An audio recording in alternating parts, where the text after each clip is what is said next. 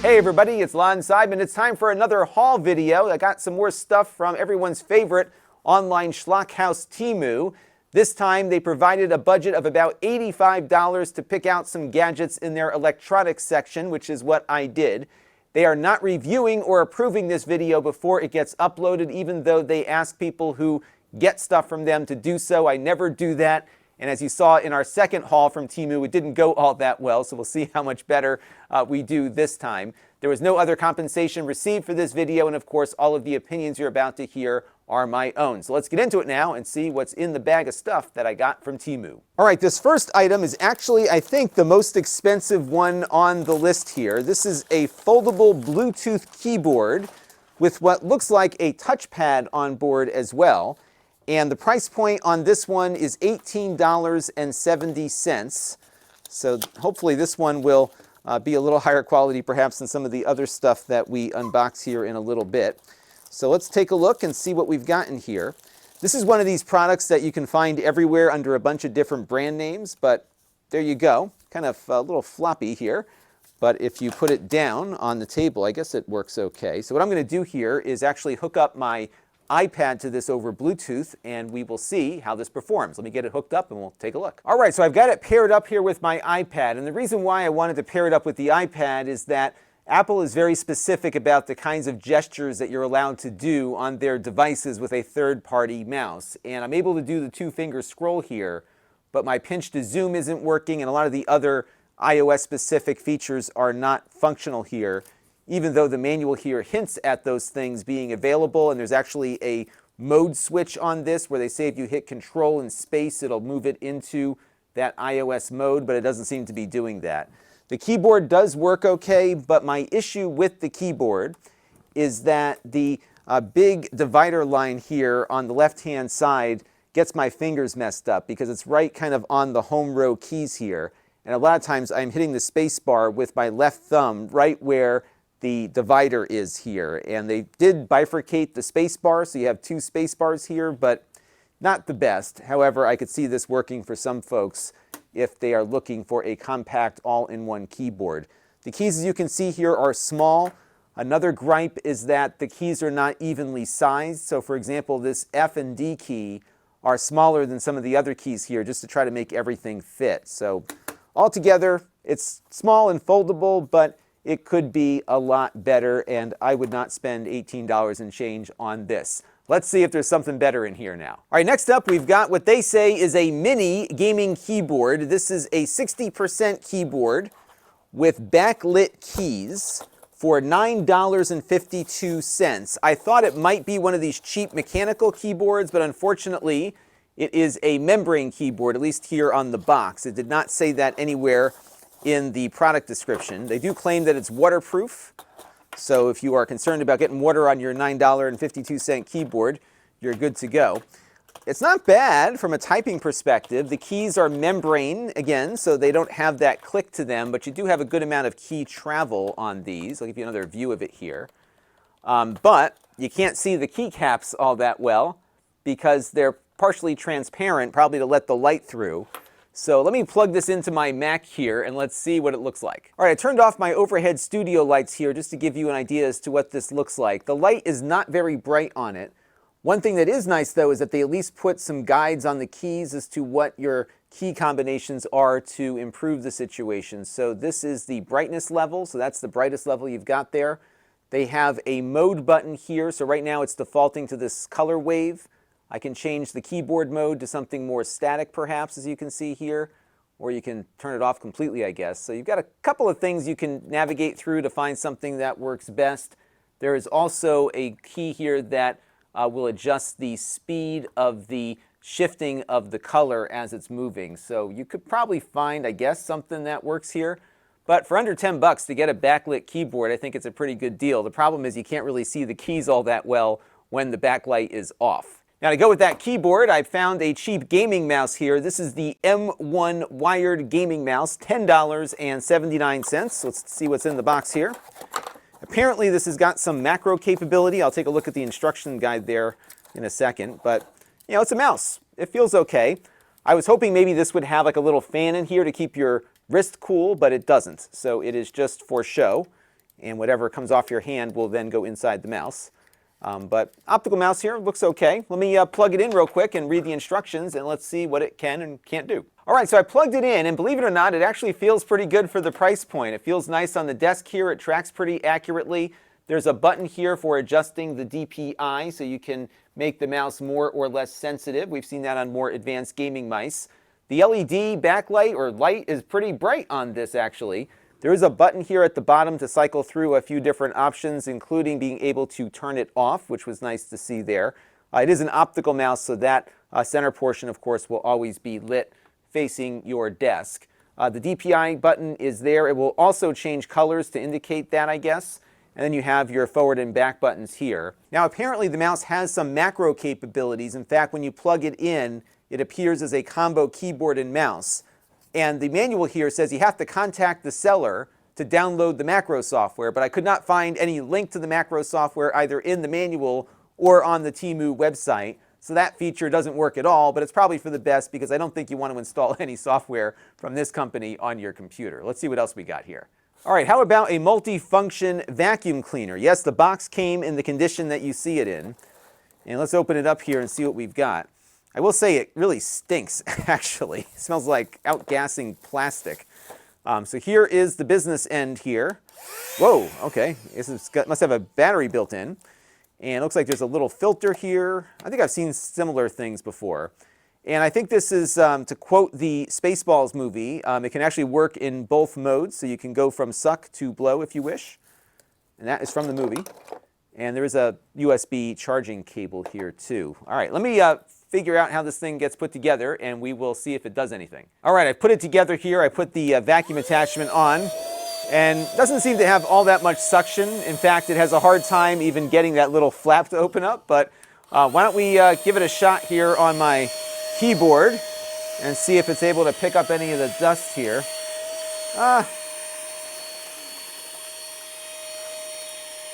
guess it's getting a little bit of it, but not a lot. It makes a lot more noise than it's actually picking up. By the way, this sells for $14, but maybe the blower does a little better. So the way this works is that it sucks from this end and blows out this end. So if we attach a little blower attachment here to the back, that will start blowing some air out. But it's not all that high powered here. It's nowhere near what you would get with a can of air or whatever. So this one, probably skip it. Now I did have to find some cart filling stuff here. This is a $2 USB banana hub. It only is USB 2.0 though, so not very fast, probably best suited for keyboards and mice. And then these are $4. These are plastic ice cubes that when you put them in water, they light up, and they have a couple of different color options available. This bag was only blue, so a nice little effect there. You just have to decide whether or not you want to share your drink with the highest quality Chinese plastic out there. So, but pretty cool. They work and not that expensive. Now these next two items are things that really show how careful you have to be while shopping at Temu.com. Here is a memory card with 512 on it. When I initially looked at this, the listing said 512 gigabytes, but the photo actually had 512 megabytes. They have since corrected the listing, and this is indeed apparently a 512 megabyte micro SD card. It only costs $2.49. There might be some use cases for a low capacity card out there these days, but you can get a 4 or an 8 gigabyte card for around the same price if you buy in bulk on Amazon and other sites. So that's just something to keep an eye on here. Not a great deal, even at a low price point.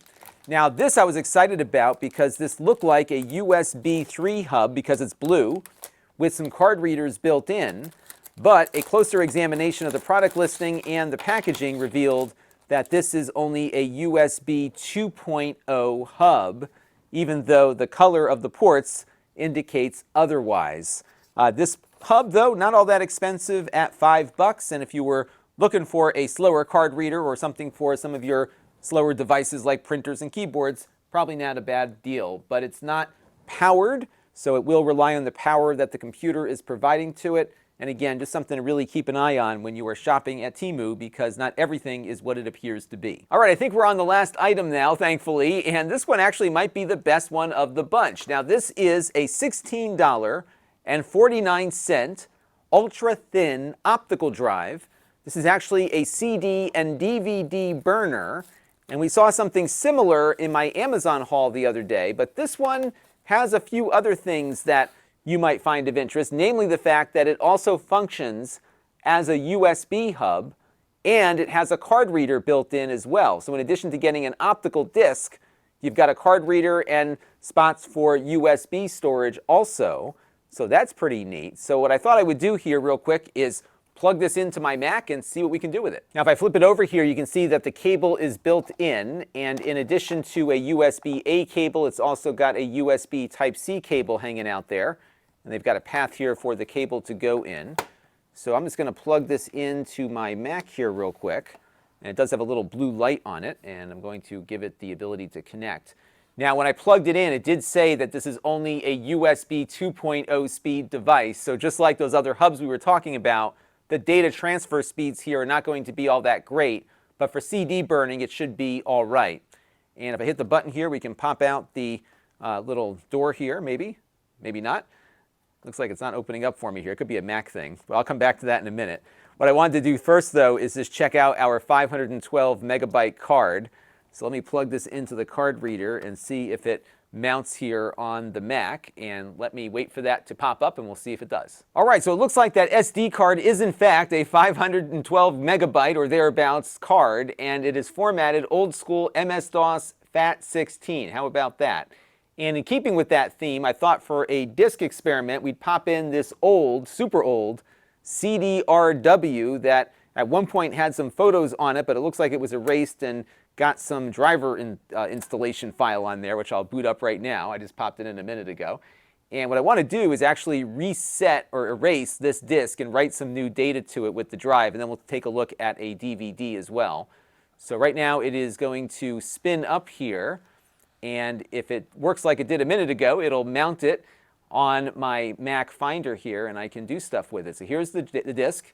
Here are the files. So it looks like these were written back in 2001. I actually looked up what this was. It's an old network wireless adapter, so we don't really need that.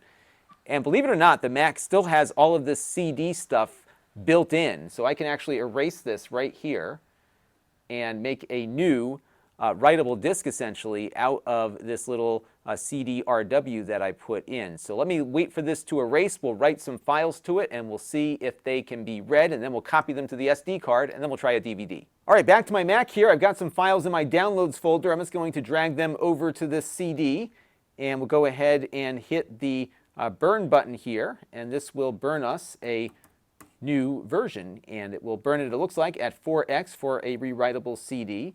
And we will let this do its thing here for a second, and we'll see if those files are readable when it's done. Stay tuned. All right, it looks like it was able to successfully write out to that ancient CD-RW that I had put in there.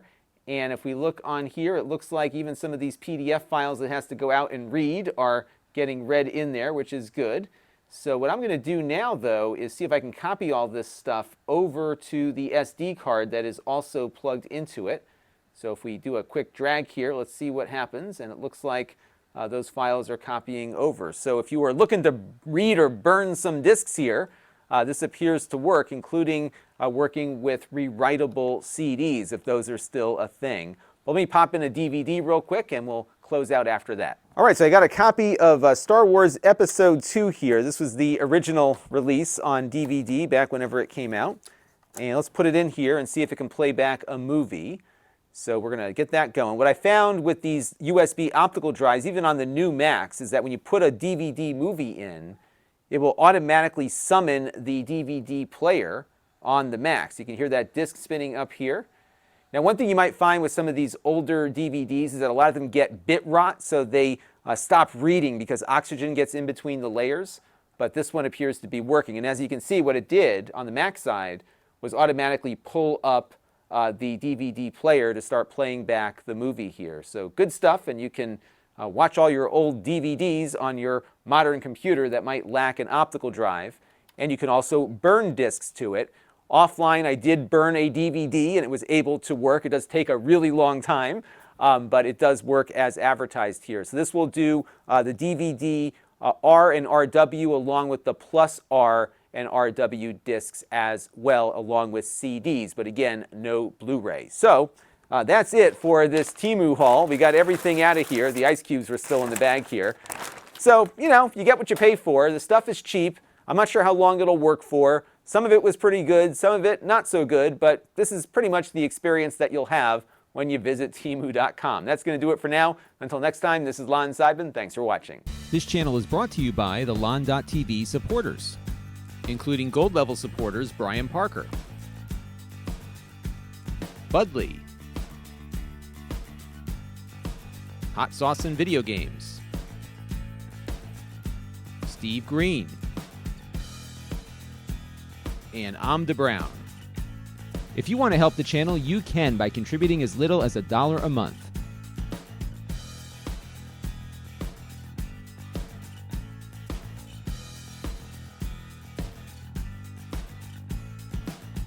Head over to lon.tv/support to learn more.